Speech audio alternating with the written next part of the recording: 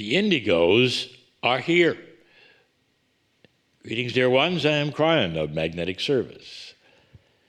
I wish to explain this, and I think many of you have heard of the Indigo Children. I want to tell you something that is quite exciting. The series we've been doing this week, this month, last week, maybe even next week, is about the future. You sit in a new year. You give New Year's resolutions, and we are starting to tell you about a new future. More than one that has the intent of your resolutions, or more than one where you're asking the angels to help you as you move forward onto a new track, which we have been discussing. There is something else. How many of you have heard the term, the Indigo Children? You're looking at the source right now of the term as given in 1999. My partner was involved at that time speaking to a woman who actually originated the idea of seeing another color energy coming into the planet. Her name was Nancy Tappe. And she introduced that indigo color that she was seeing around children. And at that point, my partner said, is it okay to expose this to the world, to say there is a new consciousness that is here? The woman was a synesthesiac. That is, she had synesthesia. That is a brain enhancement where you see things perhaps that most brains do not, and sense things that most brains do not. She would sense personality types. And the one that was starting to come into this planet was indeed called Indigo. A book was released called The Indigo Children, the first time the planet-wide had ever heard the term, and the rest is history. For the book was a bestseller indeed, because so many parents were wondering what was up with their kids. School systems were wondering what's up with their kids. The appearance of ADD and ADHD came along with this, like they never were there before. And then finally, even the drugs to help the parents were there as well. It was a phenomenon, and it was real. And there it sat. Because these children were indeed different and had to grow into the societies they were in, all over the world, in order to take a position that I said back then, in 1999, when I told you back then that it would take a generation for them to grow up and make a difference for the future of humanity. Well, they've arrived. They are starting to grow up and take the very positions that they can make a difference to from that point of view that they have in consciousness for the planet. You see, an indigo grew up seeing a dysfunctional system. And you might say, well, which one? And the answer is all of them. The first one was perhaps the way they were taught in school. Another one, perhaps the way they were parented. Another one, as they grew up, perhaps they saw as when they went to work and how that was managed or not managed. Another one was in politics, where everyone seemed to hate each other instead of doing something for the people. These are the indigos, and they focus, you might say, on the dysfunction in front of them, and they have better ways. They really do. That is the difference, dear ones, between an indigo and a non-indigo, where they would see that which is in front of them, not just object that it seemed dysfunctional, but know exactly what to do to get to a solution that was not dysfunctional. This got them in trouble. ADD, ADHD, you can call it what you wish. Sometimes it's just mistaken for overactive personalities, and other times it's because the one they label that simply won't calm down with their ideas. They get in trouble a lot. Imagine being forced into school and realizing everything you're being shown and taught was dysfunctional. It could have been done much, much better. It actually enforces a system where bullies reign. It enforces a system where learning is slow. It enforces a system where there is really no individualism, and everybody is asked to sit in the chair and do a certain thing.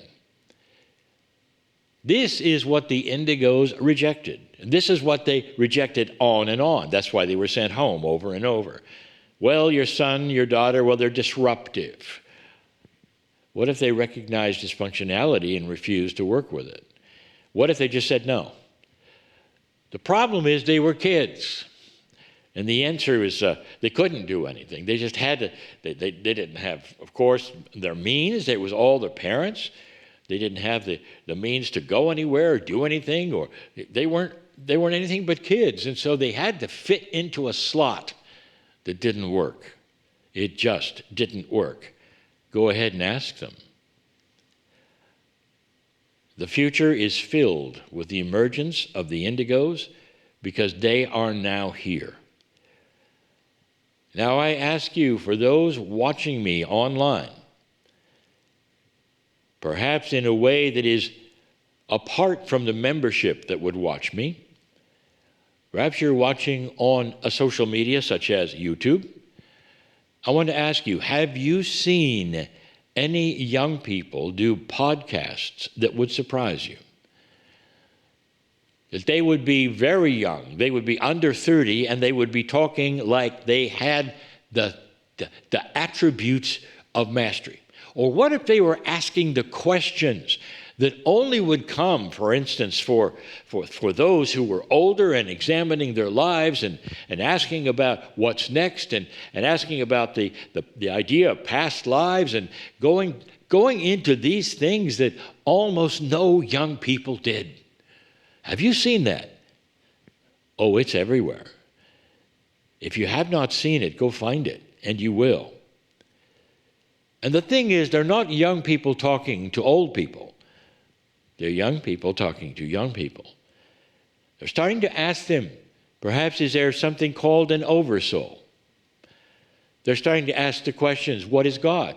They're starting to ask the questions, is the teaching that they learned that was divine and spiritual all through their young lives, is it actually true? Does it have an application that's practical? Or is it, ready, mythology? Coming from indigos. Some of them are now in line to be principals in schools. A few of them are going to be principals in the schools they used to be in that they caused trouble in. We told you this would be the way it was.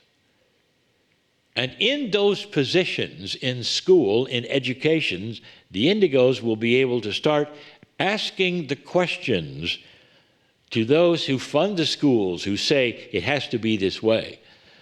And then they can push back to a higher source. And they may very well be able to change the school systems into what they know is not dysfunctional. It is starting to happen. This is the future. It's slow, dear ones. You'll start to see these children work their way into young adult, and then into adult, and then into mature adult. You think, well, how long is that going to take? And the answer is as long as it takes, because this is the future that I told you was coming. This is a future that has more hope than if it was always the same.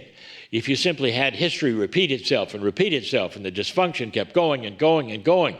I told you in 1999 that was not going to be the case. And here you are in 2025, a generation later, and they're here.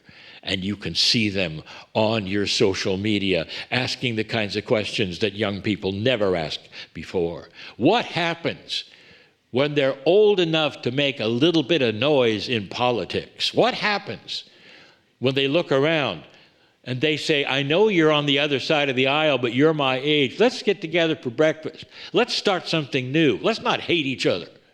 Oh, it's coming. And it's going to be an indictment for the seniors of Congress who have no idea. They don't even like each other anymore. They don't know what dysfunction is because they've lived in it. It's a habit. It's a habit. And the young people will see it, recognize it, know it, and change it.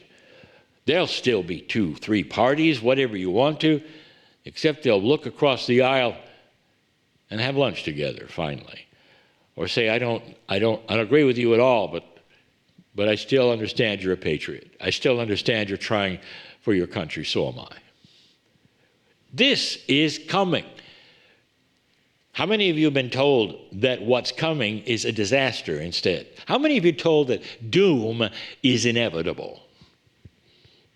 I want you to think again. First of all, stop watching the news, because that's where you're hearing it.